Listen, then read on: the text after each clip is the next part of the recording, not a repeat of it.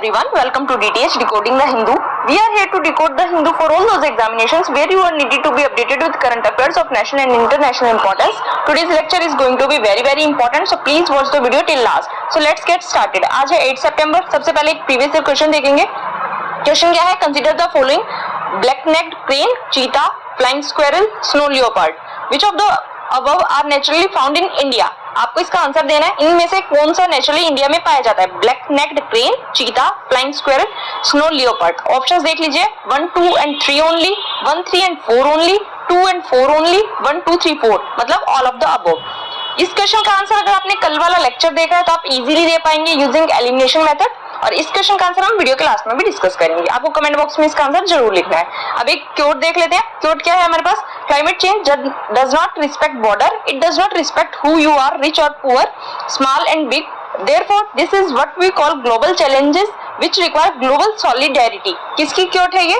बान की मून जी की. और ये आपको पता है क्लाइमेट चेंज एक ग्लोबल इशू है. इसके ऊपर कोई भी क्योट आपके लिए काफी हेल्पफुल हो सकती है. ऐसे में जीएस पेपर्स में और एथिक्स में भी कहीं ना कहीं हेल्पफुल हो सकते हैं. आपको नोट डाउन करके इसको रख लेना है. न्यूज एनालिसिस की तरफ चलते हैं. सबसे पहले न्यूज हमारे पास क्या है? राजपथ का नाम चेंज करके कर्तव्य पथ रख दिया गया है. इंपॉर्टेंट हो जाता है. किस लिए किया गया है? ये कहा गया है कि राजपथ से जो कॉलोनियल माइंडसेट था वो रिफ्लेक्ट होता था, इसलिए इसका नाम चेंज कर दिया गया. ब्रिटिश टाइम पे राजपथ को किंग्स वे कहा जाता था, ये भी आपको पता होना चाहिए. थोड़ा सा देख लेते हैं सेंट्रल विस्टा वगैरह के बारे में. सेंट्रल विस्टा जो न्यू दिल्ली में है, सेंट्रल विस्टा के अंदर कौन कौन सी बिल्डिंग्स आती है? Rashtrapati Bhavan, parliament house, north and south block, India gate, national archives, among others. उसके बाद 1911 में किंग जॉर्ज V ने दिल्ली दरबार में एक अनाउंसमेंट की थी जहां उन्होंने इंडिया की कैपिटल कलकत्ता से दिल्ली शिफ्ट कर दी थी. और जो दिल्ली दरबार था वो किंग जॉर्ज V के कोरोनेशन को मार्क करने के लिए होस्ट किया गया था. कोरोनेशन का मतलब राज तिलक को मार्क करने के लिए होस्ट किया गया था. जो ये नई सिटी दिल्ली थी, इसको कंस्ट्रक्ट करने का, डिजाइन करने का टास्क किसको दिया गया था? एडविन लुटियंस को. जो पार्लियामेंट हाउस बिल्डिंग थी उसको लुटियंस और बेकर दोनों ने मिलकर डिजाइन किया था. राष्ट्रपति भवन को एडविन लुटियंस ने डिजाइन किया था. और जो सेक्रेटेरिएट था जिसमें नॉर्थ और साउथ ब्लॉक आते थे उसको डिजाइन किया था हर्बर्ट बेकर ने. ये आपको पता होना चाहिए. अब जो नया प्रोजेक्ट है उसमें क्या है? एक ट्रायंगुलर पार्लियामेंट बिल्डिंग होगी जो कि अभी एग्जिस्टिंग बिल्डिंग है, उसी के नेक्स्ट में एक नई ट्रायंगुलर शेप की पार्लियामेंट बिल्डिंग होगी. एक कॉमन सेंट्रल सेक्रेटेरिएट बना दिया जाएगा. 2 किलोमीटर लॉन्ग राजपथ होगा राष्ट्रपति भवन से लेके इंडिया गेट तक. नॉर्थ और साउथ ब्लॉक जो थे अब उनको म्यूजियम बनाने की बात कह दी गई है. उसके बाद गवर्नमेंट ने क्या आर्गुमेंट दिए इसको सेंट्रल विस्टा को रिवैम्प करने के लिए? जो कि पार्लियामेंट की बिल्डिंग की फैसिलिटीज है और इंफ्रास्ट्रक्चर है वो काफी पुराना हो गया है और जो करंट डिमांड है उसको फुलफिल नहीं कर पाता, मीट नहीं कर पाता. और क्या किया?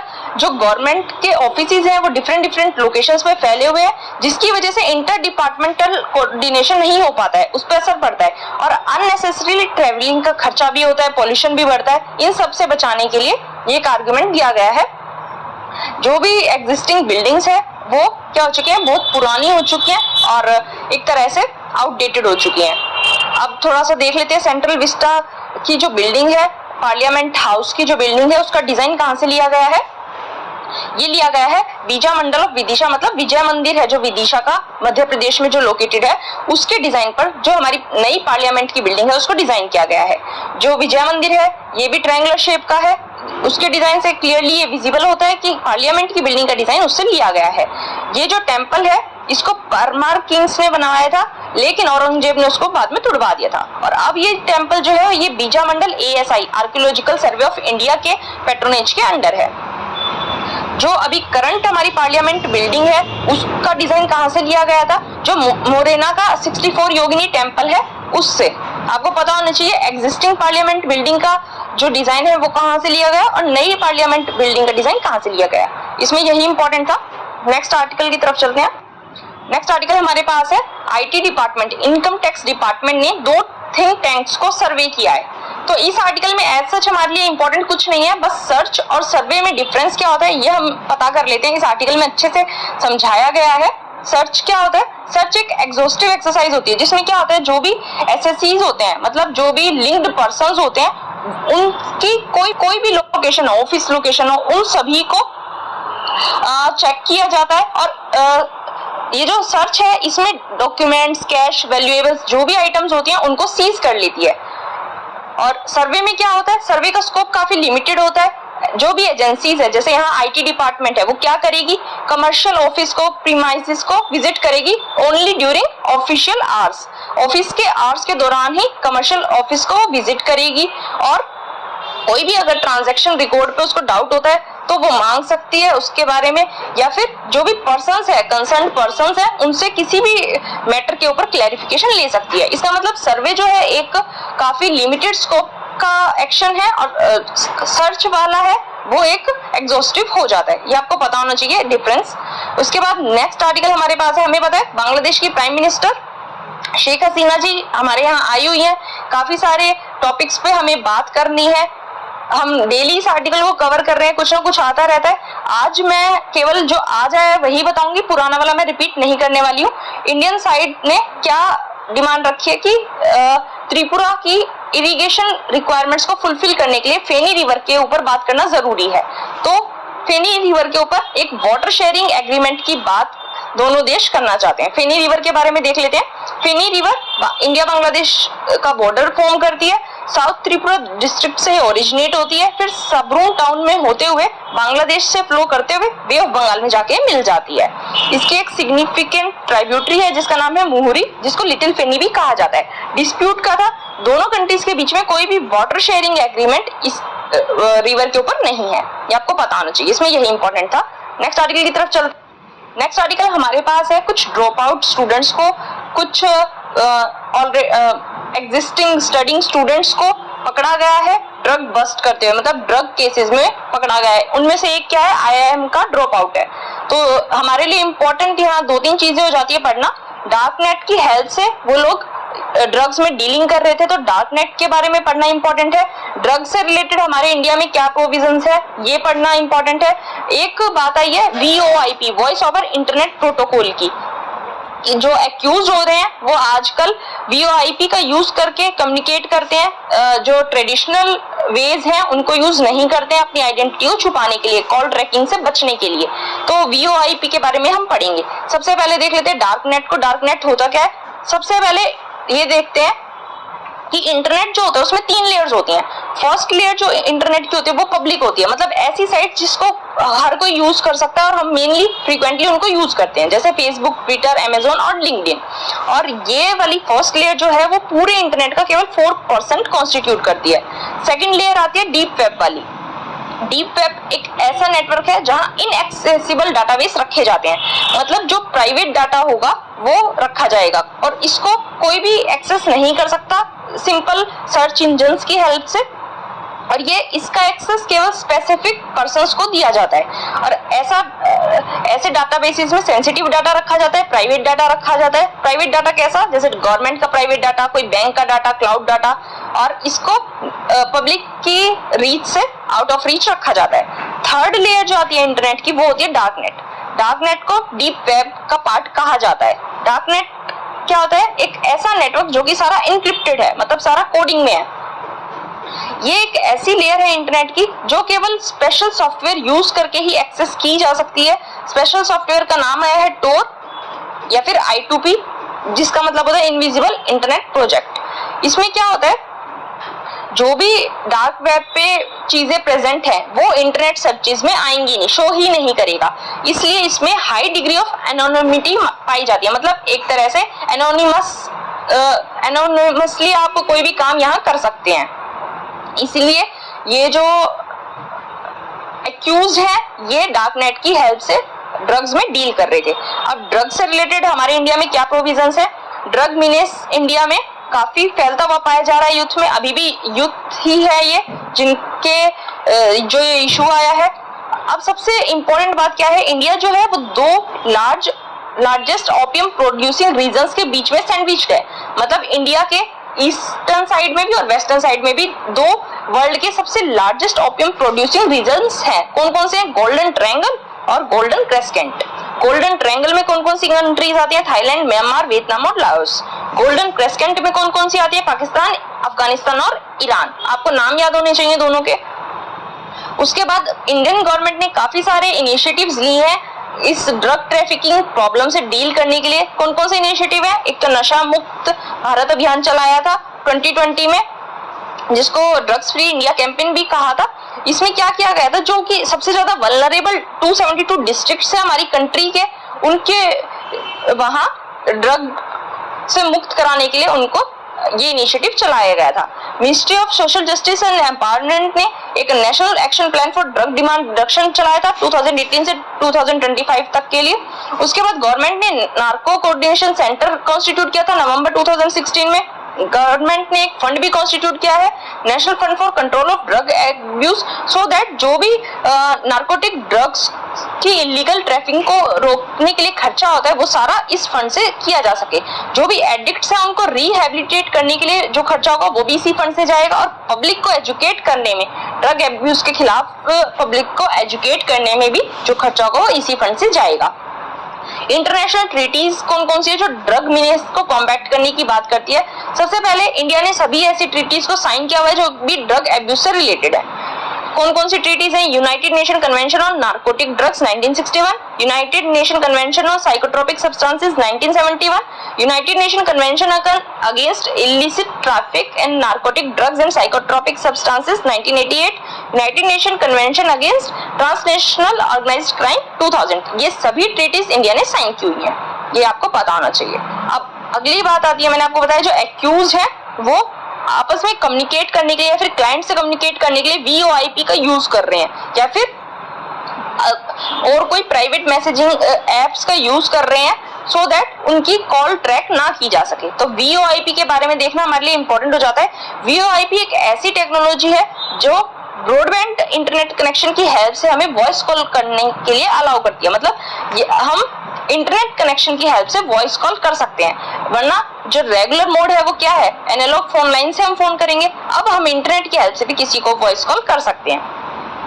अब कुछ VoIP सर्विसेज ऐसी होती हैं जो ऐसे लोगों को कॉल करने के लिए अलाउ करती है जिनके पास भी सेम सर्विस हो, मतलब जो VoIP सर्विस यूज करते होंगे उसी के पास हम VoIP सर्विस का यूज करते हुए कॉल कर सकते हैं। लेकिन कुछ ऐसे भी हैं जो ट्रेडिशनल के पास भी कॉल करवा सकते हैं। उसके बाद या तो अगर VoIP सर्विसेज को आपको एक्सेस करना है कंप्यूटर से आप एक्सेस कर सकते हैं या फिर कोई स्पेशल VoIP फोन से आप एक्सेस कर सकते हैं, जबकि कुछ सर्विसेज ऐसी होती हैं जो कि आपको ट्रेडिशनल फोन से भी VoIP सर्विसेज को एक्सेस करने का अलाउ करती है। अब ये काम कैसे करती हैं? सबसे पहले वॉइस को डिजिटल सिग्नल में कन्वर्ट किया जाता है VoIP सर्विसेज के द्वारा, और फिर वो इंटरनेट पे ट्रेवल करेगा। उसके बाद ट्रेवल करते हुए ये सिग्नल जो है रेगुलर टेलीफोन सिग्नल में कन्वर्ट हो जाएगा। रेगुलर टेलीफोन सिग्नल कौन सा होता है? Analogue signal. फिर ये अपने एट लास्ट डेस्टिनेशन पे पहुंच जाएगा। और VoIP हमें पता है एक कंप्यूटर से हम डायरेक्टली कॉल भी कर सकते हैं अगर हमारे पास कोई स्पेशल VoIP फोन है या फिर ऐसा ट्रेडिशनल फोन है जो कि किसी अडेप्टर से कनेक्ट हो, तो हम कंप्यूटर से डायरेक्टली भी VoIP के थ्रू कॉल कर सकते हैं। वायरलेस हॉटस्पॉट्स लगे होते हैं एयरपोर्ट, हॉस्पिटल, कैफेज में, इसकी हेल्प से भी हम इंटरनेट से कनेक्ट करके VoIP सर्विस को यूज कर सकते हैं। एडवांटेजेस क्या हो जाते हैं VoIP को यूज करने के? VoIP सर्विसेज में कुछ ऐसे फीचर्स और सर्विसेज ऑफर किए जाते हैं जो कि ट्रेडिशनल फोन में अवेलेबल नहीं होते। अगर अवेलेबल होते भी हैं तो उसके लिए एडिशनल फी पे करनी होती है, तो ये एक सबसे बड़ा एडवांटेज हो जाता है। उसके बाद ब्रॉडबैंड कनेक्शन और ट्रेडिशनल टेलीफोन लाइन के लिए आपको अलग अलग बिल पे करने की जरूरत नहीं है। इसका मतलब कॉस्ट इफेक्टिव हो जाएगा, एक ही खर्चे में आप दोनों काम कर पाएंगे, इंटरनेट भी यूज कर पाएंगे और टेलीफोन भी कर पाएंगे, किसी को कॉल भी कर पाएंगे, तो आपका खर्चा बचेगा, कॉस्ट इफेक्टिव हो जाएगा। उसके बाद एक स्मूदर कनेक्शन आप देख पाएंगे। एनालॉग सिग्नल में कई बार क्या होता है, रेंज नहीं मिलती है, लेकिन इसमें VoIP में क्या देखा गया है, एक स्मूदर कनेक्शन आपको मिल जाता है। ये इसके बेनिफिट्स थे, एडवांटेजेस थे। यही था इस आर्टिकल में। नेक्स्ट आर्टिकल देखते हैं। नेक्स्ट आर्टिकल पे जाने से पहले मैं आपको ये कहना चाहूंगी, अगर आपने वीडियो को लाइक नहीं किया है तो वीडियो को प्लीज लाइक कर दीजिए, मेरे चैनल को सब्सक्राइब कर दीजिए। काफी एफर्ट लगता है, ये 1 घंटे की वीडियो मेरे 4-5 घंटे के एफर्ट्स का रिजल्ट होती है, तो प्लीज मेरे हार्डवर्क को अप्रिशिएट कीजिए वीडियो को लाइक करके। अब नेक्स्ट आर्टिकल देखते हैं। नेक्स्ट आर्टिकल है, पंजाब के एक और डिस्ट्रिक्ट में swine disease, African swine fever जो है वो कंफर्म किया गया है। तो इस आर्टिकल में हमारे लिए अफ्रीकन स्वाइन फीवर इंपॉर्टेंट हो जाता है। ये हाईली कंटेजियस है। कंटेजियस का मतलब एक से दूसरे में फैलने वाला। फटाल एनिमल डिजीज है, मतलब इससे एनिमल्स की मौत भी हो जाती है। और इसकी वजह से एक हेमरेज फीवर डोमेस्टिक और वाइल्ड पिग्स में हो जाता है। और क्या क्या हो सकता है इस डिजीज में? सिम्टम्स क्या हो सकते हैं? हाई फीवर हो जाता है, depression, anorexia, loss of appetite, haemorrhage, vomiting, diarrhoea, ये सब वाइल्ड पिग्स में या डोमेस्टिक पिग्स में देखने को मिलता है। फर्स्ट इस डिजीज को अफ्रीका में डिटेक्ट किया गया था 1920s में। और अभी तक क्या था, historically Africa, Europe, south America और कैरिबियन में ही इस डिजीज के आउटब्रेक्स देखे गए थे।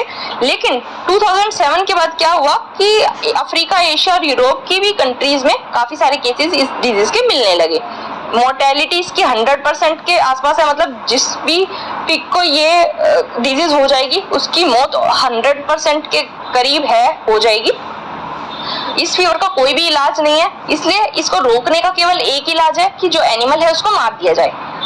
अब अफ्रीकन स्वाइन फीवर जो है ह्यूमन बीइंग्स के लिए अभी तक कोई थ्रेट नहीं है, क्योंकि ये केवल एनिमल टू एनिमल फैलता है। और इस अफ्रीकन स्वाइन फीवर को WHO ने world organisation for animal health terrestrial animal health code इसमें लिस्ट में शामिल किया है, ये आपको पता होना चाहिए, यही इसमें इंपॉर्टेंट था। नेक्स्ट आर्टिकल हमारे पास है कि जो लिक्विड बोटल्स हैं, बिहार ने क्या डिसाइड किया है, लिक्विड बोटल्स को जो भी पुलिस सीज करेगी उनको क्रश नहीं किया जाएगा, बल्कि उनको वीमेन वर्कर्स को दे दिया जाएगा, जिससे वो उन बोतल से बैंगल्स बना सके।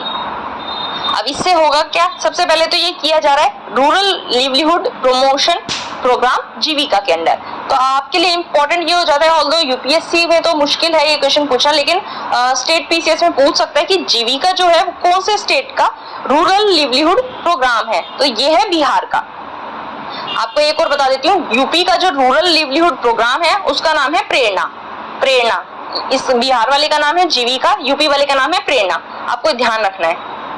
उसके बाद थोड़ा सा इसके बारे में देख लेते हैं, जीविका के बारे में। मैंने बताया बिहार का रूरल लिवलीहुड प्रोग्राम है ये, गवर्नमेंट ऑफ बिहार इसको स्टार्ट कर रही है। असिस्ट कौन करेगा? वर्ल्ड बैंक करेगा। और इससे होगा क्या? रूरल पुअर को एम्पावर किया जाएगा, उनकी कम्युनिटी इंस्टीट्यूट्स बनाए जाएंगे और ये इंश्योर किया जाएगा कि उनके पास एक सस्टेनेबल लिवलीहुड हो और उनकी इनकम जो है वो एनहांस हो जाए। इस प्रोजेक्ट की हेल्प से 5 लाख पुअर फैमिलीज की लाइफ में चेंज लाने की कोशिश की जा रही है। कैसे किया जाएगा? उनके लिवलीहुड को प्रमोट किया जाएगा कम्युनिटी इंस्टीट्यूशंस के थ्रू, उनके फेडरेशन के थ्रू और प्रोड्यूसर ग्रुप्स के थ्रू। ये 5 ईयर का प्रोजेक्ट था जो 2 अक्टूबर 2007 को स्टार्ट किया गया था। ये आपको पता होना चाहिए, मैंने आपको बता दिया। जीविका बिहार का है और प्रेरणा यूपी का है, ये आपको ध्यान रखना है। और यहाँ पे देख लेते हैं, यही लिखा हुआ है, वर्ल्ड बैंक इसको फंड करता है। ये एक rural social and economic empowerment programme है जो कि रूरल डेवलपमेंट डिपार्टमेंट के अंडर आता है। इससे वीमेन का एम्पावरमेंट होगा, लिवलीहुड भी बढ़ेगा क्योंकि बैंगल्स बना के बेच पाएंगी। इसमें यही इंपॉर्टेंट था। नेक्स्ट आर्टिकल हमारे पास रिलेटेड है कि जो पैकेज्ड कमोडिटीज होती है उन पे कुछ रिक्वायरमेंट्स को मैंडेटरी लिखना जरूरी है। जो भी मैन्युफैक्चरर होंगे, पैकेजर्स होंगे, इंपोर्टर्स होंगे, उनको ये नेसेसरी कर दिया गया है कि जो भी पैकेज्ड कमोडिटीज हैं उन पे कुछ डिक्लेरेशन लेबल करना मैंडेटरी है। क्या इशू है, पूरा इशू समझ लेते हैं। सबसे पहले ये देखा गया है कि जो भी मैन्युफैक्चरर, पैकेजर्स, इंपोर्टर्स हैं वो क्लियरली लेबल नहीं करते हैं जो भी प्राइमरी कॉन्स्टिट्यूएंट्स हैं किसी भी कमोडिटी के उनको, और इन सबको डिस्क्लोज करना कंज्यूमर इंटरेस्ट को प्रोटेक्ट करने के लिए जरूरी है। अब प्रोविजंस क्या दिए गए हैं? Legal metrology packaged commodity rules 2011 के अंडर कुछ मैंडेटरी प्रोविजंस दिए गए हैं, मतलब कुछ मैंडेटरी चीजें हैं जो हर मैन्युफैक्चरर को, पैकेजर को इम्प्लाई करनी ही है। क्या इम्प्लाई करनी है? कोई भी जो मैन्युफैक्चर पैकेजर होगा उसको अपना नाम और एड्रेस, मैन्युफैक्चर पैकेजर इंपॉर्टेंट का नाम और एड्रेस, उसके साथ कंट्री ऑफ ऑरिजिन, उसके बाद जो भी कॉमन नेम है या फिर जेनरिक नेम है कमोडिटी का वो, नेट क्वांटिटी, मैन्युफैक्चरिंग का मंथ और ईयर, एमआरपी और कंज्यूमर केयर की इंफॉर्मेशन, ये सभी लिखना मैंडेटरी बताया गया है under legal metrology package commodities rule 2011 के अंदर। लेकिन ऐसा नहीं कंप्लाई किया जा रहा है। उसके बाद जो रूल 91A है इसी एक्ट का, उसमें क्या कहा गया है? जो भी डिक्लेरेशन होगा किसी भी पैकेज के ऊपर वो लेजिबल और प्रोमिनेंट होना चाहिए, मतलब बिल्कुल सही होना चाहिए, उसमें कोई भी एरर नहीं होनी चाहिए, कोई भी एक तरह से धोखा नहीं होना चाहिए कस्टमर के साथ, क्योंकि हर कस्टमर के पास राइट टू बी इन्फॉर्म्ड है, कंज्यूमर के पास इंफॉर्मेशन का राइट है, सही इंफॉर्मेशन का किसी भी कमोडिटी से रिलेटेड कंज्यूमर के पास राइट है। अब इसमें कुछ और अमेंडमेंट्स लाने की भी बात की जा रही है।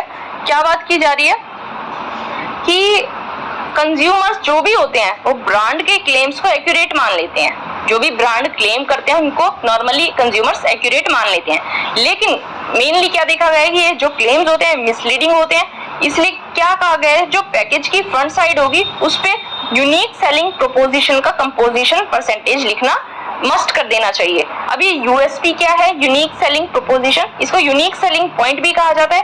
ये एक ऐसी मार्केटिंग स्ट्रेटेजी है जिससे जो कस्टमर्स हैं उनको ब्रांड की सुपीरियोरिटी के बारे में बताया जाता है, या कोई प्रोडक्ट है उसकी सुपीरियोरिटी के बारे में कस्टमर्स को बताया जाता है।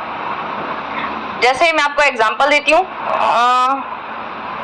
सबसे पहले एग्जांपल नहीं, एक पॉइंट और नोट कर लीजिए। जो भी पैकेज होते हैं जिन पे की कॉन्स्टेंट्स डिस्प्ले किए जाते हैं उस पे ये भी डिस्प्ले करना चाहिए कि उस कंटेंट का उस प्रोडक्ट में कितना परसेंट यूज हुआ है। फॉर एग्जांपल, अगर किसी ब्रांड का नाम है एलोवेरा मॉइस्चराइजर, तो उसमें जो मैक्सिमम परसेंटेज प्रोडक्ट का होना चाहिए उसमें एलोवेरा होना चाहिए। एलोवेरा मॉइस्चराइजर अगर आप नाम रख रहे हैं तो उसमें सबसे ज्यादा प्रोडक्ट जो होगा वो एलोवेरा होगा। और अगर कोई एलमंड के मिल्क है, एलमंड बिस्किट्स हैं, तो उसमें जो सबसे ज्यादा परसेंटेज होगा प्रोडक्ट का वो होगा एलमंड।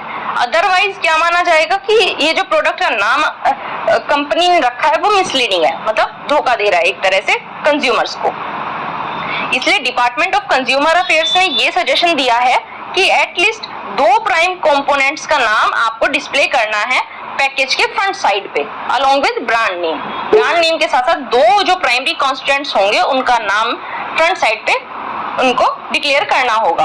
अभी तक क्या हो रहा है, जो मैन्युफैक्चरर्स हैं वो केवल बैक साइड पे दे देते हैं इंग्रेडिएंट्स और न्यूट्रिशन इंफॉर्मेशन, लेकिन क्या कहा है फ्रंट साइड पे देना ये जरूरी कहा गया है।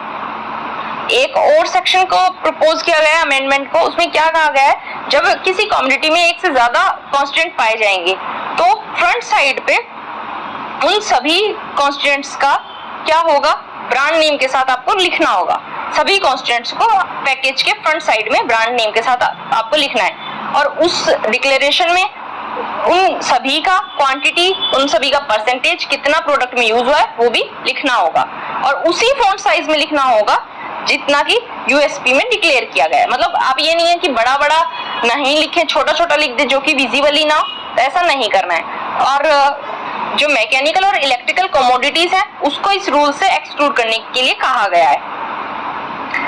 अब नया प्रोविजन एक और ऐड किया गया है, उसमें क्या कहा गया है कि मैन्युफैक्चरर के फॉल्स क्लेम से, फेक क्लेम से कंज्यूमर्स को मिसलीड नहीं होना चाहिए। किसी भी कंटेंट से, कोई भी फूड है, कॉस्मेटिक है, उसके कंटेंट से कोई भी फेक क्लेम से कंज्यूमर जो है वो मिसलीड नहीं होना चाहिए। ये एम है ये सभी अमेंडमेंट्स लाने की भी चाहिए। इस आर्टिकल में यही इंपॉर्टेंट था। नेक्स्ट आर्टिकल हमारे पास है, कैबिनेट ने पीएम श्री स्कीम अप्रूव कर दी है। हमें पता है पीएम श्री स्कीम को हमारे प्राइम मिनिस्टर जी ने अभी 15 अगस्त पे अनाउंस किया था। क्या कहा था उसमें कि जो एग्जिस्टिंग गवर्नमेंट स्कूल्स हैं उनको मॉडल स्कूल्स में टर्न कर दिया जाएगा, कन्वर्ट कर दिया जाएगा, सो दैट कि जो नेशनल एजुकेशन पॉलिसी है उसको इम्प्लीमेंट किया जा सके। अब इम्पोर्टेंट क्या है इस स्कीम के बारे में, ये एक सेंट्रली स्पॉन्सर्ड स्कीम है। मैंने आपको कल भी शायद डिफरेंस बताया था सेंट्रली स्पॉन्सर्ड में और सेंट्रली सेक्टर में। सेंट्रली स्पॉन्सर्ड स्कीम जो होती है वो उसमें जो खर्चा होता है वो सेंटर और स्टेट दोनों मिलकर उठाती है, मतलब शेयर कर लेती है, डिवाइड कर लेती है खर्चा। और सेंट्रल सेक्टर स्कीम्स जो होती हैं उसमें सारा खर्चा सेंट्रल गवर्नमेंट उठाती है। तो ये एक सेंट्रली स्पॉन्सर्ड स्कीम है, इसमें स्टेट और सेंटर दोनों मिलके खर्चा उठाएंगे, ये आपको पता होना चाहिए। और इसमें क्या प्रोविजन रखा गया है, जो भी स्कूल्स इसके अंडर आएंगे उनको अच्छे से मॉनिटर किया जाएगा, सो दैट कि कितने अच्छे से वो नेशनल एजुकेशन पॉलिसी को इम्प्लीमेंट कर रहे हैं उसकी प्रोग्रेस देखी जा सके। हमें पता है कुछ स्टेट्स ने नेशनल एजुकेशन पॉलिसी को अपोज भी किया था, जैसे तमिलनाडु ने, क्योंकि किस बेसिस पे किया था कि एजुकेशन एक स्टेट सब्जेक्ट है और नेशनल एजुकेशन पॉलिसी में 3 लैंग्वेज पॉलिसी दी गई थी, जिसमें से स्टूडेंट्स को 3 लैंग्वेज में से 2 नेटिव लैंग्वेज सीखने का प्रोविजन दिया गया था और कुछ बेसिस दिए थे, जैसे स्कूल एंट्री को 3 इयर्स एज में मैंडेटरी कर दिया था। 6th क्लास के बाद वोकेशनल कोर्सेज का प्रमोशन, मतलब वोकेशनल कोर्सेज को फॉर्मल एजुकेशन के साथ जोड़ने की बात की गई थी। क्लास 10th के बाद ऑप्शन दिया गया था कि स्टूडेंट जो है वो कुछ टाइम के लिए एग्जिट कर सकते हैं, बाद में फिर री एंटर कर सकते हैं क्लास 11th में। ये सब कुछ प्रोविजंस ऐसे थे जिसकी वजह से कुछ स्टेट्स ने इसको नेशनल एजुकेशन पॉलिसी को अपोज किया था। अब ये हम श्री स्कीम के बारे में आ जाते हैं फिर से। ये एक school quality assessment framework provide करवाएगा सो दैट की परफॉर्मेंस इंडिकेटर्स जो है उस पे कोई भी स्कूल कैसा परफॉर्म कर रहा है, उस कितना डेवलप कर रहा है, वो सब देखा जा सके, चेक किया जा सके और स्कूल्स की इवैल्यूएशन की जाएगी। पिछले एकेडमिक ईयर से करंट एकेडमिक ईयर को कंपेयर करते हुए स्कूल्स की कंपैरिजन की जाएगी। और एम क्या है ये लाने के पीछे, पीएम श्री स्कीम लाने के पीछे, सो दैट जो हमारे स्टेट और नेशनल लेवल एवरेज है उससे अच्छे गोल, उससे अबव गोल्स हम अचीव कर पाएं।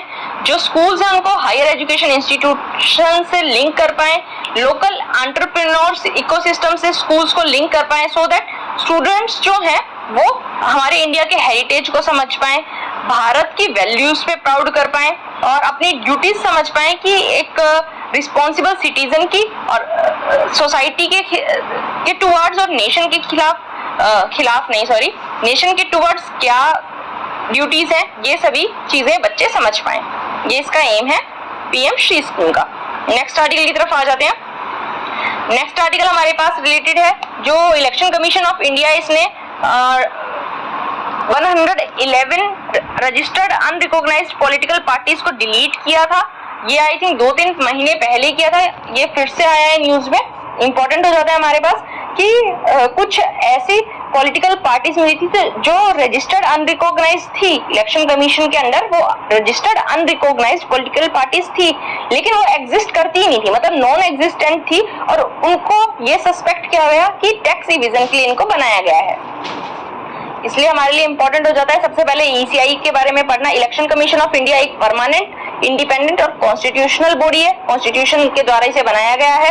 इसको इस्टेब्लिश किया गया था सो दैट कंट्री में फ्री और फेयर इलेक्शंस हम करा सकें। जो भी यूनियन और स्टेट की इलेक्शन प्रोसेसेस हैं उनको एडमिनिस्ट्रेट करने का काम इलेक्शन कमीशन ऑफ इंडिया का है। ये एक ऑटोनोमस अथॉरिटी है, मतलब एग्जीक्यूटिव, लेजिस्लेचर और जुडिशरी से एकदम इंडिपेंडेंट ये है। ऑल इंडिया लेवल पे ये काम करती है, सेंट्रल गवर्नमेंट और स्टेट गवर्नमेंट दोनों के लिए कॉमन बॉडी है ये।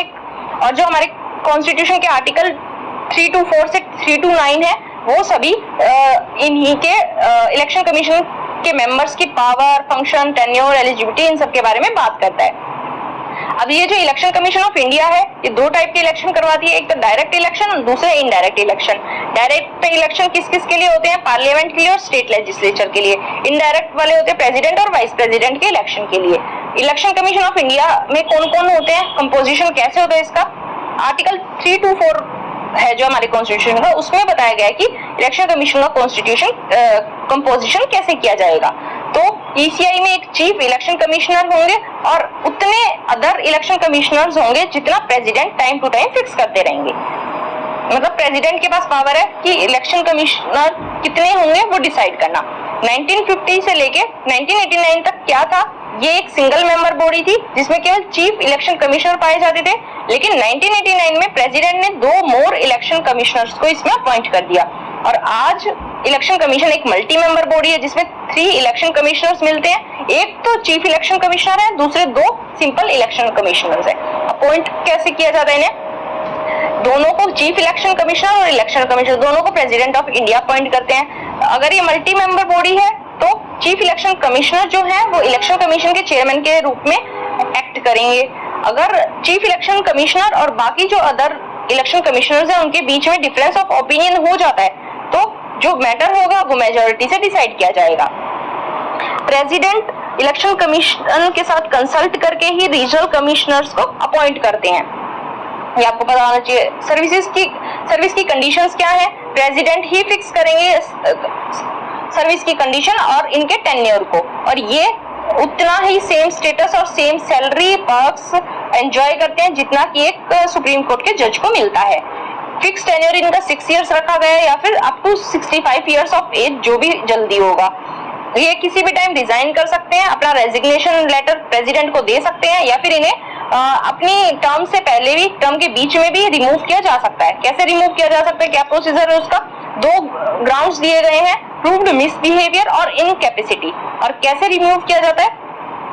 प्रेसिडेंट को रिमूव करेंगे किस बेसिस पे? जब दोनों हाउसेज स्पेशल मेजोरिटी से एक रेजोल्यूशन पास कर दे। स्पेशल मेजोरिटी का मतलब 2/3 मेंबर्स प्रेजेंट और more than 50% of total strength. ये स्पेशल मेजोरिटी से जब रेजोल्यूशन पास हो जाएगा उसके बाद प्रेसिडेंट इनको रिमूव कर सकते हैं। और इनके रिमूवल के लिए कोई भी इम्पीचमेंट वर्ड यूज नहीं किया गया है। इम्पीचमेंट वर्ड केवल प्रेसिडेंट के रिमूवल के लिए यूज किया जाता है, ये आपको ध्यान रखना है। जो इलेक्शन कमिश्नर होंगे या फिर रीजनल कमिश्नर होंगे उनको ऑफिस से चीफ इलेक्शन कमिश्नर रिमूव कर सकते हैं, ये आपको पता होना चाहिए। अब रजिस्टर्ड अनरिकॉग्नाइज्ड पॉलिटिकल पार्टीज और रजिस्टर्ड पॉलिटिकल पार्टीज क्या होती हैं ये पता कर लेते हैं।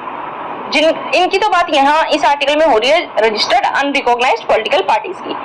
ऐसी रजिस्टर्ड पार्टीज जो न्यूली रजिस्टर हुई हैं या फिर किसी भी असेंबली या जनरल इलेक्शन में उन्हें इतने वोट्स नहीं मिले कि वो एक स्टेट पार्टी बन पाए, या फिर अभी तक उन्होंने कोई इलेक्शन ही नहीं लड़ा है, ऐसी पार्टीज को क्या कहा जाता है? अनरिकॉग्नाइज्ड पार्टीज कहा जाता है।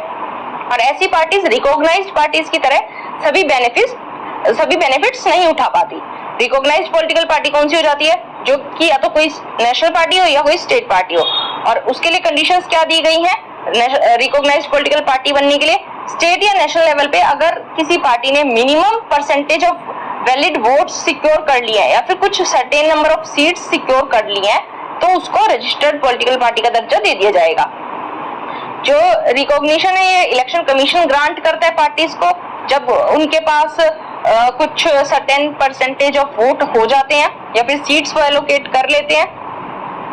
उसके बाद जो इलेक्शन कमीशन होता है वो पार्टी को सिंबल्स एलोकेट करता है, पॉलिटिकल ब्रॉडकास्ट के लिए टाइम देता है और इलेक्टोरल रोल्स पे एक्सेस दिलाता है।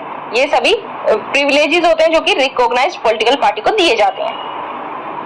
ये आपको पता होना चाहिए, यही इंपॉर्टेंट था। आज आपको ईसीआई के बारे में जरूर स्टैटिक पोर्शन रिवाइज कर लेना है दोबारा से, ऑल्दो मैंने बता दिया है। नेक्स्ट आर्टिकल की तरफ चल। नेक्स्ट आर्टिकल हमारे पास हमें पता है हिजाब केस चल रहा है सुप्रीम कोर्ट में, ऑल्दो इस पे फाइनल जजमेंट नहीं आया है, लेकिन यहाँ इस आर्टिकल में बात हुई है पॉजिटिव सेक्युलरिज्म और नेगेटिव सेक्युलरिज्म। पॉजिटिव और नेगेटिव सेक्युलरिज्म का कॉन्सेप्ट बताने के लिए मैंने इस टॉपिक को आज उठाया है। पॉजिटिव सेक्युलरिज्म क्या होता है कि कोई भी स्टेट है वो सभी रिलीजियस फेथ्स को टॉलरेट करेगा, मतलब किसी के भी खिलाफ नहीं होगा, किसी को भी एक पर्टिकुलर रिलीजन को प्रमोट नहीं करेगा। सभी जो रिलीजन होंगे उनके जो भी फेथ्स हैं उनको टॉलरेट करते हुए स्टेट चलेगा। नेगेटिव सेक्युलरिज्म क्या होता है कि स्टेट का नेगेटिव रोल रिलीजन के मैटर्स में देखा जाता है कि मतलब अगर आप पब्लिक में रिलीजन से रिलेटेड कोई भी डिस्प्ले करेंगे, कोई भी फंक्शन करेंगे इस टाइप से जो कि आपके रिलीजन को डिस्प्ले करता होगा तो वो ऑफेंसिव माना जाएगा अंडर नेगेटिव सेक्युलरिज्म। तो इस कॉन्सेप्ट के लिए मैंने इस आर्टिकल को आज पिक किया है। इसमें एक चीज और बता देती हूँ मैं आपको।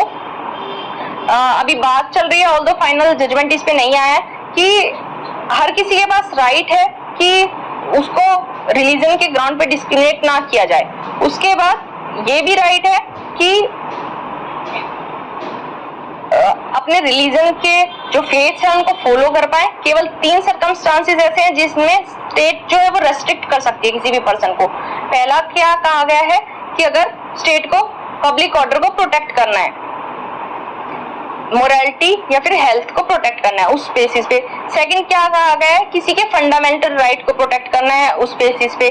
थर्ड क्या कहा गया है कि अगर किसी ऑथोराइज्ड लॉ के द्वारा वो रेस्ट्रिक्शन लगाया गया है उस टाइम पे आप किसी भी इंडिविजुअल को अपना रिलीजियस फेथ फॉलो करने से रोक सकते हैं। ये 3 आपको ग्राउंड्स दिए गए हैं जिसमें स्टेट किसी भी पर्सन को अपने रिलीजियस फेथ को मतलब फॉलो करने से रेस्ट्रिक्ट कर सकता है। अब आपके लिए क्वेश्चन है, आपको कमेंट बॉक्स में लिखना है हमारे कॉन्स्टिट्यूशन के कौन से आर्टिकल्स जो है वो फ्रीडम ऑफ रिलीजन से रिलेटेड है, आपको बताना है कमेंट बॉक्स में। नेक्स्ट आर्टिकल की तरफ चलते हैं। कैबिनेट ने लीजिंग रेलवे लैंड के ऊपर पॉलिसी जो है वो रिलीज कर दी, अप्रूव कर दी है। अब इससे क्या होगा, इसकी हेल्प से होगा ये कि इंफ्रास्ट्रक्चर की डेवलपमेंट देखने को मिलेगी, ज्यादा कार्गो के टर्मिनल्स हमें देखने को मिल जाएंगे, जिसके वजह से एट लास्ट होगा क्या कि जो रेलवेज है उसका रेवेन्यू बढ़ जाएगा, रेलवे के रेवेन्यू में इंप्रूवमेंट देखने को इससे हमें मिलेगा। अब क्या कंडीशन चेंज कर दी गई है, नई पॉलिसी में क्या कर दिया गया है कि जो कार्गो रिलेटिव एक्टिविटीज है उनको 35 ईयर्स तक के लिए लीज किया जा सकता है। पहले ही 5 ईयर का प्रोविजन था, अब इसको 35 ईयर्स तक कर दिया गया है। उसके बाद पहले जो था, जो मार्केट वैल्यू के 6%, मतलब लैंड की मार्केट वैल्यू का 6% पर एनम रेट था, अब उस रेट को 1.5 मतलब 1/4 कर दिया गया है। ये आपको ध्यान रखना है। क्वेश्चन ऐसे भी आ सकता है कि अब जो नए रूल्स हैं उसमें जो मार्केट वैल्यू ऑफ लैंड है उसको 1/4 कर दिया गया है, तो आपको 1/4 से कंफ्यूज नहीं होना है। 6 था तो उसको 1.5 कर दिया है, तो ये 1/4 हो गया, यहाँ आपको कंफ्यूज नहीं होना है। और ये टारगेट रखा गया है कि अगले 5 सालों में 300 नए कार्गो टर्मिनल्स को डेवलप किया जाएगा, जिसकी हेल्प से 1.2 लाख एम्प्लॉयमेंट जनरेट की जाएगी। ऐसा एक अनुमान लगा के चला जा रहा है। पीएम गति शक्ति के बारे में देखना हमारे लिए इम्पोर्टेंट हो जाएगा। और इस जो प्रोजेक्ट की हेल्प से क्या होगा, कार्गो की रेलवेज में कार्गो काफी ज्यादा मात्रा में आ जाएगा, फ्राइट ट्रांसपोर्टेशन में इसका मॉडल शेयर बढ़ जाएगा, और लॉजिस्टिक कॉस्ट जो है, रेलवे की जो ऑपरेटिंग कॉस्ट है, लॉजिस्टिक कॉस्ट है, वो रिड्यूस हो जाएंगी।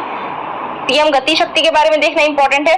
पीएम गति शक्ति एक नेशनल मास्टर प्लान है जिसका एम है कोऑर्डिनेटिंग प्लानिंग करना और इंफ्रास्ट्रक्चर प्रोजेक्ट को एग्जीक्यूट करना, सो दैट जो लॉजिस्टिक कॉस्ट है उनको रिड्यूस किया जा सके। ये एक डिजिटल प्लेटफॉर्म बनाया गया है गति शक्ति, जिसमें 16 मिनिस्ट्रीज और डिपार्टमेंट्स को एक साथ लाया जाएगा, और इसमें रेलवेज और रोडवेज को भी इंक्लूड किया गया है।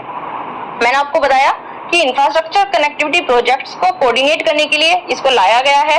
ये 100 लाख करोड़ का एक प्रोजेक्ट है जिससे होलिस्टिक इंफ्रास्ट्रक्चर को डेवलप करने की बात की गई है। काफी सारी स्कीम्स जो हैं वेरियस मिनिस्ट्रीज के अंदर, उसको भी इसी प्लान के नीचे इनकॉर्पोरेट कर दिया गया है, जैसे सागरमाला, भारतमाला, उड़ान स्कीम, इनलैंड वाटरवेज, इन सभी को इसी के अंदर कॉर्पोरेट कर दिया गया है। उसके बाद काफी सारे इकोनॉमिक जोन्स हैं, उनको भी इसी मास्टर प्लान के अंडर कवर कर दिया गया है, जैसे pharma clusters, textile clusters, defence corridor, industrial corridors, electronic parks, fishing clusters, agri zones, इन सबको भी इसी के मास्टर प्लान के अंडर कवर कर दिया गया है। और इस मास्टर प्लान से होगा क्या कि गुड्स की और पीपल की सीमलेस मूवमेंट देखने को मिलेगी, आसानी से ऑल इंडिया में कहीं भी इनकी मूवमेंट सीमलेसली की जा सकेगी। ये इसमें इंपॉर्टेंट था। नेक्स्ट आर्टिकल हमारे पास है, जम्मू एंड कश्मीर के पास पहले अमरनाथ टेम्पल की एडमिनिस्ट्रेशन थी, लेकिन अब अमरनाथ केव टेम्पल की जो एडमिनिस्ट्रेशन है वो बीआरओ को सौंप दी गई है, क्योंकि हमें पता है जो अमरनाथ केव टेम्पल है वो हाईली इकोलॉजिकली सेंसिटिव लोकेशन में लोकेटेड है, तो इसलिए बीआरओ को इसकी मेंटेनेंस का काम दे दिया गया है। बीआरओ के बारे में देखना इंपॉर्टेंट हो जाता है। बीआरओ को 1960 में लाया गया था। कौन लाया था? पंडित जवाहरलाल नेहरू जी लाए थे, सो दैट जो नॉर्थ और नॉर्थ ईस्ट बॉर्डर रीजन्स है उसमें रोड्स का स्पीडी डेवलपमेंट किया जा सके। ये मिनिस्ट्री ऑफ डिफेंस के अंदर काम करता है, ये आपको ध्यान रखना है। मिनिस्ट्री ऑफ रोड ट्रांसपोर्ट इसके अंदर नहीं करता है, मिनिस्ट्री ऑफ डिफेंस के अंदर करता है। कंफ्यूजन हो सकता है, आपको ध्यान रखना है। और ये काफी डाइवर्सिफाइड एरियाज में काम करता है, कंस्ट्रक्शन और डेवलपमेंट वर्क्स करता है, एयरफील्ड्स का, बिल्डिंग प्रोजेक्ट्स का, डिफेंस वर्क, टनलिंग और इस टाइप के बहुत सारी चीजों को ये हैंडल करता है। ये आपको पता होना चाहिए बीआरओ के बारे में, इसमें यही इंपॉर्टेंट था। नेक्स्ट हमारे पास WHO ने ये इस चीज पे जोर दिया है कि हमें नॉन कम्युनिकेबल डिजीज को प्रिवेंट करने के ऊपर जोर देना चाहिए। सबसे पहले नॉन कम्युनिकेबल डिजीज कौन सी होती है? जो एक व्यक्ति से दूसरे व्यक्ति में ट्रांसफर नहीं हो सकती, मतलब फैलती नहीं है ये। फॉर एग्जाम्पल कौन कौन सी डिजीज है जो नॉन कम्युनिकेबल हो सकती हैं? जैसे हार्ट रिलेटेड डिजीज है, कैंसर है, और कौन सी हो सकती है? इसमें आर्टिकल में दिया गया है कि ओरल और आई एफ्लिक्शंस जो है वो भी नॉन कम्युनिकेबल हैं। और आपको कोई याद आ रही है नॉन कम्युनिकेबल डिजीज तो आप वो कमेंट बॉक्स में लिख सकते हैं। WHO के बारे में देखना इंपॉर्टेंट हो जाता है। WHO क्या है? एक यूनाइटेड नेशन की स्पेशलाइज्ड एजेंसी है हेल्थ के लिए, जिसको 1948 में फाउंड किया गया था। इसके हेडक्वार्टर जेनेवा स्विट्जरलैंड में आपको देखने को मिल जाएंगे। 194 इसकी मेंबर स्टेट्स हैं। 150 कंट्रीज में इसका ऑफिस पाया जाता है। 6 रीजनल ऑफिस भी इसको देखने को आपको मिल जाएंगे। ये एक इंटर गवर्नमेंटल ऑर्गेनाइजेशन है और मेंबर स्टेट्स के साथ कोलैबोरेट करके काम करती है। सभी कंट्रीज की जो मिनिस्ट्री ऑफ हेल्थ होगी उनके साथ कोलैबोरेट करके काम करेगी। ये लीडरशिप प्रोवाइड करवाती है ग्लोबल हेल्थ मैटर्स पे। हेल्थ रिसर्च एजेंडा होगा उसको शेप करने का काम करती है। जो नॉर्म्स और स्टैंडर्ड्स है उनको सेट करती है। टेक्निकल सपोर्ट कंट्रीज को प्रोवाइड करवाती है और हेल्थ ट्रेंड्स को मॉनिटर और एक्सेस करने का काम भी WHO करती है। 1948 में इसने अपनी फंक्शनिंग को स्टार्ट किया था। अप्रैल 7 को स्टार्ट किया था, इसलिए अप्रैल 7 को हम वर्ल्ड हेल्थ डे के तौर पे भी हर साल सेलिब्रेट करते हैं। ये आपको पता होना चाहिए, इसमें यही इंपॉर्टेंट था। नेक्स्ट आर्टिकल हमारे पास है CSR से रिलेटेड, कॉर्पोरेट सोशल रिस्पॉन्सिबिलिटीज से रिलेटेड। ये कहा गया है कि कॉर्पोरेट सोशल रिस्पॉन्सिबिलिटी के तहत जो कॉर्पोरेट्स हैं वो ऑल्दो फंडिंग प्रोवाइड करवाते हैं NGOs को, लेकिन वो काम एक तरीके से फॉर्मेलिटी के तौर पे किया जा रहा है, उसको सोसाइटी और गुड के लिए नहीं किया जा रहा है। मतलब एक तरह से केवल फॉर्मेलिटी निभाई जा रही है, मन से नहीं हो रहा है ये काम, और मन से करना इस काम को जरूरी है सो दैट जो सोसाइटी है उसका एक बड़े लेवल पे भला हो पाए। और सोसाइटी का भला होगा तो ऑब्वियसली बिजनेसेस का भी भला होगा। इसलिए कहा गया है कि केवल साइन चेक करने से काम नहीं चलेगा। कॉर्पोरेट्स जो है उनको रिकॉग्नाइज करना पड़ेगा कि सोसाइटी के लिए क्या अच्छा है, वही बिजनेस के लिए भी अच्छा है। ये जो कॉर्पोरेट्स है उसको समझना होगा। सबसे पहले CSR के बारे में थोड़ा सा देख लेते हैं। कॉर्पोरेट सोशल रिस्पॉन्सिबिलिटी का कॉन्सेप्ट जो है वो गवर्न किया जाता है कंपनीज एक्ट 2013 के क्लॉज 135 के अंडर। और इंडिया एक पहली ऐसी कंट्री है वर्ल्ड में जिसने CSR को मैंडेटरी कर दिया है, और ये फ्रेमवर्क भी दिया है कि जो CSR की स्पेंडिंग होगी वो कौन से पोटेंशियल CSR एक्टिविटीज पे की जाएगी। अब CSR प्रोविजंस जो है वो ऐसी कंपनीज पे एप्लीकेबल होते हैं जिनका एनुअल टर्नओवर 1000 करोड़ या उससे ज्यादा है, या फिर जिन कंपनीज की नेटवर्थ 500 करोड़ या उससे ज्यादा है, या फिर जो कंपनीज हर साल एनुअली नेट प्रॉफिट रखती है 5 करोड़ या उससे ज्यादा का, ऐसे कंपनीज पे CSR प्रोविजंस अप्लाई होंगे। उसके बाद इस एक्ट में ये कहा गया है कि सभी कंपनीज को एक CSR कमिटी सेटअप करनी है सो दैट वो रेकमेंड करेगी कि CSR पॉलिसी क्या बनाई जाएगी, बोर्ड ऑफ डायरेक्टर्स को इंस्ट्रक्ट करेगी और उसी को मॉनिटर करती रहेगी टाइम टू टाइम।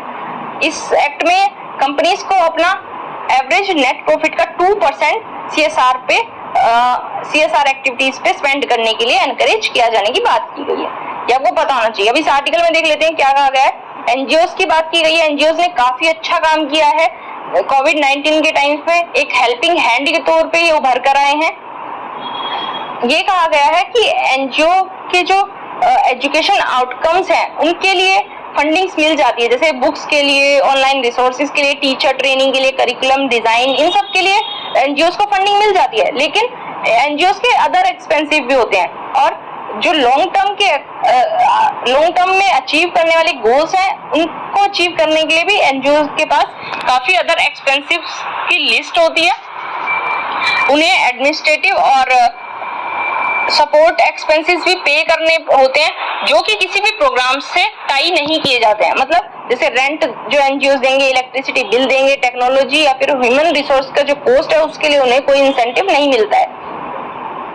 और ये जो ऑर्गेनाइजेशन है वो डेवलपमेंट की इनडायरेक्ट कॉस्ट से इंक्लूडेड है। मतलब ये ऑर्गेनाइजेशंस जो है वो इनडायरेक्ट कॉस्ट को भी इंक्लूड करती हैं, और डायरेक्ट और इनडायरेक्ट कॉस्ट दोनों मिलके NGOs की जो ट्रू कॉस्ट है उसको डिटरमाइन करती है। मतलब देखने में ये लगेगा कि NGOs को बुक्स वगैरह के लिए हम पैसा दे देते हैं, लेकिन उनकी जो इनडायरेक्ट कॉस्ट है वो भी काफी ज्यादा होती है, और इन दोनों को मिला के ही एग्जैक्टली ये पता लगाया जा सकता है कि NGO की ट्रू कॉस्ट क्या है। और अंडर फंडिंग कोई NGO अगर रहता है तो उसका इम्प्लीकेशन क्या होगा, उसका एक तरह से नतीजा क्या होगा कि उसकी एफिशिएंसी कम हो जाएगी और अपने प्रोग्राम्स का इम्पैक्ट कम हो जाएगा, क्योंकि फंडिंग नहीं होगी, फंडिंग सपोर्ट नहीं होगा, तो अंडर फंडिंग की वजह से वो अच्छी तरीके से जो अपने प्रोग्राम्स है उसको नहीं फंक्शन कर पाएगा। अब 3 टाइप के फंडर्स देखे गए हैं। फंडिंग करने वाले 3 टाइप के माइंडसेट से फंडिंग करते हैं। एक प्रोग्राम प्रोपोनेंट्स, एडेप्टिव फंडर्स और ऑर्गेनाइजेशन बिल्डर्स। अब हमें तीनों को समझना है क्या होता है। जो प्रोग्राम प्रोपोनेंट्स वाले होते हैं उनके लिए वैल्यू क्या करता है कि प्रोग्राम का आउटकम, उनके लिए और कुछ मैटर नहीं करता है, प्रोग्राम का आउटकम आना चाहिए, दैट्स ऑल। एडेप्टिव फंडर्स जो होते हैं वो इतने रिजिड नहीं होते हैं और वो इनडायरेक्ट कॉस्ट को सपोर्ट कर देते हैं। अब ऑर्गेनाइजेशन बिल्डर्स कौन से होते हैं? वो ऐसे प्रोग्राम्स या ऐसी ऑर्गेनाइजेशंस में इन्वेस्ट करना वैल्यूएबल समझते हैं जो ऑर्गेनाइजेशंस या प्रोग्राम्स इनको स्ट्रॉन्ग दिखते हैं। तो अब जो CSR फंडर्स हैं वो मेनली कहाँ पाए जाते हैं? प्रोग्राम प्रोपोनेंट्स के अंडर वाली, प्रोग्राम प्रोपोनेंट्स वाली कैटेगरी में आते हैं। मतलब ये प्रोग्राम के आउटकम को वैल्यू करेंगे और किसी चीज को ये वैल्यू नहीं करेंगे। ऑर्गेनाइजेशन डेवलपमेंट के लिए या पैसा नहीं देंगे या फिर एक बहुत लिमिटेड देंगे, अगर देंगे भी तो इनडायरेक्ट कॉस्ट के लिए। उसके बाद ये देखा गया है कि जो 90% CSR फंडर्स हैं वो मेनली स्मॉल अनलिस्टेड कंपनीज से आता है और ये जो कंपनीज हैं वो 50 लाख एनुअली से भी कम स्पेंड करती हैं CSR पे। और CSR कमेटी बनाती ही नहीं है और CSR कमेटी की एब्सेंस में जो डिसीजन मेकिंग होती है वो कंपनी बोर्ड कर लेता है, जिसके पास NGOs के साथ काम करने का कोई एक्सपीरियंस नहीं होता। इसलिए जो इनकी प्रायोरिटीज हैं वो चेंज हो जाती हैं सो दैट रिस्क को अवॉइड किया जा सके, कंप्लायंस से बचा जा सके और कॉस्ट को, जो CSR वाली कॉस्ट है उसको मिनिमाइज किया जा सके।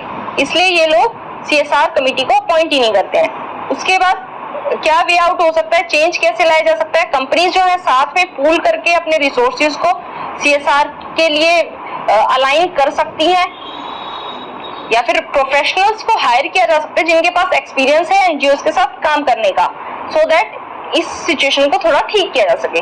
पीयर ऑर्गेनाइजेशन से लर्निंग की जरूरत है। CSR फंडर्स जो है उन्हें अपने पीयर से सीखने की जरूरत है कि ऑर्गेनाइजेशन डेवलपमेंट और इनडायरेक्ट कॉस्ट डिफरेंट होती है, उनको डिफरेंटली ट्रीट करना चाहिए सो दैट जो NGOs है वो बेटर वे से काम कर पाए। पेंडेमिक टाइम्स में हमें पता चल ही गया था कि NGOs जो हैं वो कितने वल्नरेबल है फाइनेंशियल स्ट्रेस से। मतलब कोई भी NGO फाइनेंशियल इंसेंटिव्स के एब्सेंस में काम नहीं कर पाता, उसकी फंक्शनैलिटी वहां लिमिटेड हो जाती है अगर उसके पास फंड्स नहीं है तो।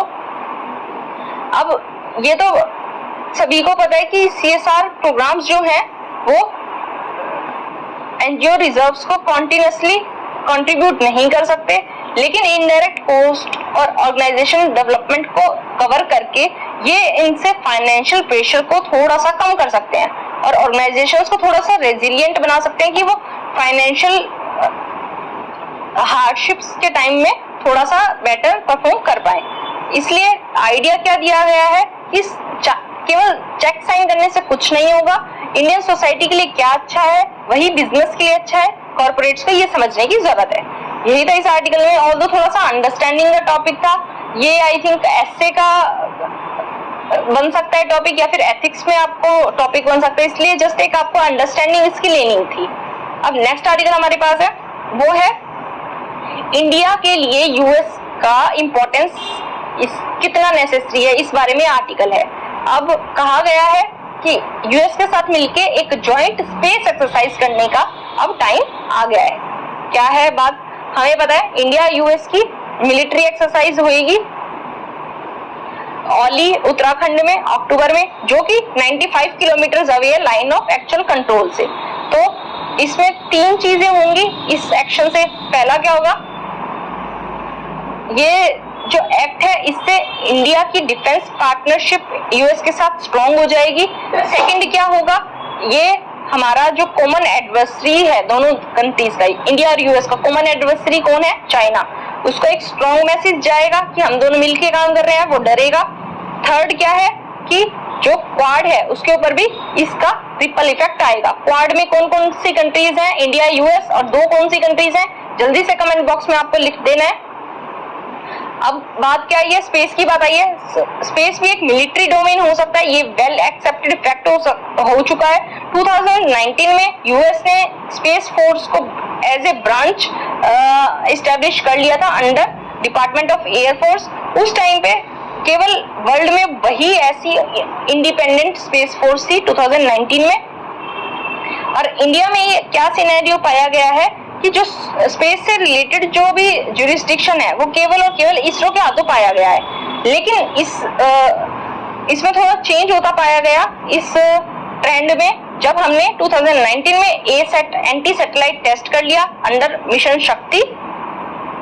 आपको ये बताना है कि 2019 की न्यूज है, अगर आप न्यूज से रेगुलरली अपडेटेड रहते तो आपको पता होगा कि एसेट करने वाला, एंटी मिसाइल टेस्ट करने वाला, एंटी सैटेलाइट मिसाइल टेस्ट करने वाला इंडिया कौन सी कंट्री था और बाकी कौन कौन सी कंट्रीज है जिसके पास ये मिसाइल टेस्ट सक्सेसफुली हो चुका है, आपको एक कमेंट बॉक्स में जरूर बताना है। उसके बाद 2019 में ही इंडिया ने अपनी first time space warfare exercise भी की थी, सो दैट चाइनीज थ्रेट पे हम नजर रख सकें। गवर्नमेंट ने डिफेंस स्पेस रिसर्च एजेंसी को भी सेटअप कर दिया है, सो दैट कि हम स्पेस बेस्ड वेपन्स को डेवलप कर पाए। स्पेस भी मिलिट्री डोमेन हो सकता है, पोटेंशियल मिलिट्री डोमेन हो सकता है, जैसे लैंड, वाटर और एयर और साइबर डोमेन्स होते हैं, वैसे ही स्पेस भी एक पोटेंशियल मिलिट्री डोमेन हो सकता है। तो ये कहा गया है इस आर्टिकल में, जब इंडिया और यूएस लैंड, एयर और सी में ड्रिल्स कर सकते हैं, एक्सरसाइजेस कर सकते हैं, तो उन एक्सरसाइजेस को स्पेस में एक्सटेंड क्यों नहीं किया जा सकता? और ऐसा करने के लिए लो हैंगिंग फ्रूट सबसे ज्यादा क्या हो सकता है कि इंडिया और यूएस दोनों मिलके एक joint anti satellite missile test कर ले। ये सबसे आसान रहेगा दोनों कंट्रीज के लिए। अब स्पेस प्रोग्राम्स के बारे में देख लेते हैं। मैंने बताया यूएसए पहला ऐसा था जिसने अपने एयर फोर्स के अंडर एक स्पेस फोर्स इस्टेब्लिश की थी 2019 में। उसी को देखते हुए फ्रांस ने 2021 में एस्टेक्स नाम की मिलिट्री एक्सरसाइज की, जो कि फर्स्ट स्पेस मिलिट्री एक्सरसाइज थी फ्रांस की। नाम आपको ध्यान रखना है, ये क्या है, एस्टेक्स, ASTERX, ये फ्रांस से रिलेटेड है और फ्रांस की फर्स्ट स्पेस मिलिट्री एक्सरसाइज है। नाम आपको ध्यान जरूर रखना है। उसी कदम पे चलते हुए चाइना ने भी सिस लूनार स्पेस में अपना कदम बढ़ाया। सिस लूनार स्पेस मतलब जो भी मून का पीछे वाला भाग है, हिडन पार्ट ऑफ मून। आपको नाम बताना है, अगर आपको याद है कौन सा मिशन था, चांगी मिशन था, चांगी 4, मैंने बता ही दिया, सॉरी। और चाइना क्या चाहता है कि 2024 तक मून पे अपनी एक परमानेंट प्रेजेंस को वो इस्टेब्लिश कर ले। ये सभी मतलब एक तरह से स्पेस में अपनी डोमेन को बढ़ा रहे हैं। स्पेस के पास ऐसे एसेट्स हैं, स्पेस की इंपॉर्टेंस हमें इसी से पता चल जाएगी, जो कि मॉडर्न इकोनॉमी का बेडरॉक तैयार करते हैं। जैसे GPS सिस्टम है, सारा स्पेस से ऑपरेट होता है। टेलीकॉम नेटवर्क्स होते हैं, वार्निंग सिस्टम मिसाइल्स के लिए, वेदर फोरकास्टिंग, सभी सैटेलाइट्स जो हैं वो स्पेस में ही ऑपरेट करती हैं। यहीं से आपको स्पेस की इंपॉर्टेंस पता चल जाएगी, स्पेस में अपना मिलिट्री होल्ड स्ट्रॉन्ग करने की इंपॉर्टेंस पता चल जाएगी। लेकिन जैसे मैंने बताया कि हम अपना स्पेस में होल्ड स्ट्रॉन्ग कर रहे हैं, तो इसके कुछ नेगेटिव वो भी देखे जा सकते हैं, एस्पेक्ट्स भी देखे जा सकते हैं। फर्स्ट नेगेटिव एस्पेक्ट क्या है कि जो हमारा ईस्टर्न नेबर है, मतलब चाइना, वो प्रोवोक हो जाएगा और एक नई रेड लाइन ड्रॉ कर देगा, हमारे लिए मुश्किलें और खड़ी हो जाएंगी। सेकंड क्या है, जो हमारा ईस्टर्न नेबर है वो हमारे वेस्टर्न नेबर को प्रॉक्सी स्टेट की तरह यूज करेगा। ईस्टर्न नेबर मतलब चाइना, वेस्टर्न नेबर मतलब पाकिस्तान, पाकिस्तान को यूज करेगा प्रॉक्सी स्टेट के तौर पे, हमारी कंट्री में टेररिज्म फैलाएगा और भी बहुत सारी टेररिस्ट एक्टिविटीज को फैलाकर हमारे देश में एक बहुत अनस्टेबिलिटी का माहौल क्रिएट कर सकता है। थर्ड क्या है, जो ऑनगोइंग कोर कमांडर्स डायलॉग चल रहा है लद्दाख में LAC के ऊपर, जो हमें पता है चाइनीज और इंडियन जो आर्मीज हैं वो फ्रंट में आ जाती हैं कई बार, उसके ऊपर जो बातचीत चल रही है वो भी रुक सकती है। फोर्थ क्या है कि यूएस पे ट्रस्ट नहीं किया जा सकता। यूएस अभी हमारे साथ है लेकिन यूएस एकदम पीछे हट सकता है, इसलिए 100% यूएस पे ट्रस्ट करके हम नहीं चल सकते। और फिफ्थ क्या है, अगर हमें मिलिटराइजेशन करते हुए चाइना देखेगा तो वो भी स्पेस में अपना मिलिटराइजेशन बढ़ाएगा, तो ये और भी ज्यादा एक चिंता की बात हो जाएगी। तो क्या कहा गया है, चेंजिंग टाइम्स में अब ये रिक्वायरमेंट है कि हम डॉक्ट्रिन, टेक्नोलॉजी और डेटरेंस पे इनोवेशंस करें। और जी जिनपिंग ने चाइना को वर्ल्ड क्लास चाइनीज मिलिट्री बनाने के लिए एम रखा है 2049 तक। इसलिए ये टाइम आ गया है कि इंडिया यूएस से मिलिट्री कोलैबोरेशन करें और अपना जो माउंटेन्स पे जो इनका एंगेजमेंट है उसको आउटर हेवंस तक लेकर जाए, मतलब स्पेस तक लेकर जाए। ये इंपॉर्टेंट हो जाता है। इसमें यही था। नेक्स्ट आर्टिकल हमारे पास है, इंडिया बांग्लादेश के ऊपर बात चल रही है। ऑल्दो काफी दिनों से आर्टिकल्स आ रहे हैं, पॉजिटिव आउटकम्स हमें देखने को मिलेंगे। 7 एग्रीमेंट्स होने की बात हो रही है, जिसमें फर्स्ट वाटर शेयरिंग एग्रीमेंट होगा 26 सालों में, फ्री ट्रेड एग्रीमेंट पे बात होगी, इंफ्रास्ट्रक्चर प्रोजेक्ट्स पे बात होगी, स्पेशली रेलवे सेक्टर से रिलेटेड, कुशियारा रिवर के वाटर शेयरिंग एग्रीमेंट की बात चल रही है, 54 ट्रांस बाउंड्री रिवर्स पे बात चलेगी। और इसलिए कहा गया है न्यू दिल्ली और ढाका की जो एंगेजमेंट है वो फ्यूचर कोऑपरेशन के लिए हमारे लिए बहुत जरूरी है, सो दैट जो स्पिरिट ऑफ 1971 है उसको बरकरार रखा जा सके। इसमें यही इंपॉर्टेंट था, कुछ इंपॉर्टेंट नहीं था। मैंने पूरा पढ़ के देखा है, कुछ होता तो मैं आपको जरूर बता देती। अब नेक्स्ट इंपॉर्टेंट आर्टिकल हमारे पास एडिटोरियल है कि जो इन्फ्लेशन कंट्रोल है इंडिया में वो कैसे अव्यवस्थित सा हो गया, मतलब हमारी आइडियोलॉजी है उसने इन्फ्लेशन कंट्रोल को एकदम अव्यवस्थित कर दिया है और हमने टारगेट्स ऐसे रख लिए, अनरियलिस्टिक टारगेट्स ऐसे रख लिए हैं जो अचीव नहीं हो पाते, जिसकी वजह से हम इन्फ्लेशन को कंट्रोल कहीं ना कहीं नहीं कर पा रहे हैं। थोड़ा सा देख लेते हैं, फिर बेसिक्स देखेंगे। सबसे पहले आर्टिकल को पढ़ लेते हैं। इन्फ्लेशन रेट को टारगेट हमने किया था कि 4% प्लस माइनस 2% रखेंगे, मतलब 2% से लेकर 6% तक हमारा इन्फ्लेशन रहना चाहिए, ये हमारा टारगेट था। ये टारगेट कौन सी कमेटी ने दिया था आपको बताना है कमेंट बॉक्स में, बहुत इंपॉर्टेंट कमेटी है। लेकिन ये देखा जा रहा है कि 34 कॉन्जिक्यूटिव मंथ्स के लिए इस लेवल से अबव ही हमारा जो इन्फ्लेशन रेट है वो चल रहा है। और इसका रीजन क्या है? क्योंकि हमारी जो इन्फ्लेशन रेट को टारगेट करने की अप्रोच है वो इनइफेक्टिव है और हमारी इमेजिनेशन में ही गलती है, मतलब हमारे जो प्लानिंग है कहीं ना कहीं उसी में प्रॉब्लम है। और प्रॉब्लम कहाँ देखी जा सकती है? स्टेट को जरूरत है कि वो डिमांड को बढ़ाए सो दैट फिजिकल पॉलिसी को स्ट्रॉन्ग करे। जब प्राइवेट इन्वेस्टमेंट कम हो रही हो उस टाइम पब्लिक इन्वेस्टमेंट को इंक्रीज करना चाहिए। और की नेशन इकोनॉमिक्स की बात आती है, की नेशन इकोनॉमिक्स के बारे में हम देखेंगे। की नेशन इकोनॉमिक्स होती क्या है? की नेशन इकोनॉमिक्स ये कहती है कि जब डिमांड सप्लाई से ज्यादा हो उस टाइम पे इकोनॉमीज में, हेल्दी इकोनॉमीज क्या करती हैं कि स्पेंड और इन्वेस्ट ज्यादा करती हैं सेव करने की बजाय। इससे क्या होता है? जॉब क्रिएट्स हो जाती हैं, कंज्यूमर बाइंग इंक्रीज हो जाती है। रिसेशन चल रहा होता है तो उस टाइम पे जॉब्स क्रिएट करने का काम करता है। और कीनेस ने यही कहा था कि गवर्नमेंट को अपनी स्पेंडिंग को इंक्रीज कर देना चाहिए। अगर उसको खुद डेप्थ में जाना पड़ता है तो भी उस केस में भी गवर्नमेंट को अपनी स्पेंडिंग को इंक्रीज कर देना चाहिए, सो दैट जो डिमांड और सप्लाई है उसको मैच किया जा सके। ऐसा ही किया गया था, हिटलर ने ऐसा किया था, पब्लिक स्पेंडिंग को बढ़ा दिया था। रोड्स और आर्मामेंट्स में पब्लिक स्पेंडिंग काफी की थी, जिसका रिस्पॉन्स उसकी मार्केट इकोनॉमी में देखने को मिला था और इकोनॉमी सही लेवल पे आ गई थी। लेकिन वेमार रिपब्लिक ऑफ जर्मनी में क्या हुआ था? हाइपर इन्फ्लेशन हो गया था। क्यों हो गया था हाइपर इन्फ्लेशन? क्योंकि उन्होंने पब्लिक स्पेंडिंग तो की, ग्रेटर पब्लिक स्पेंडिंग तो की, लेकिन उसके लिए क्या किया? करेंसी को प्रिंट कर दिया। करेंसी को प्रिंट कर दिया तो वहां हाइपर इन्फ्लेशन की पूरी एक क्राइसिस आ गया था। उसके बाद ऑयल शॉक्स जो लगे थे 1970s में, उसका क्या इम्पैक्ट पड़ा?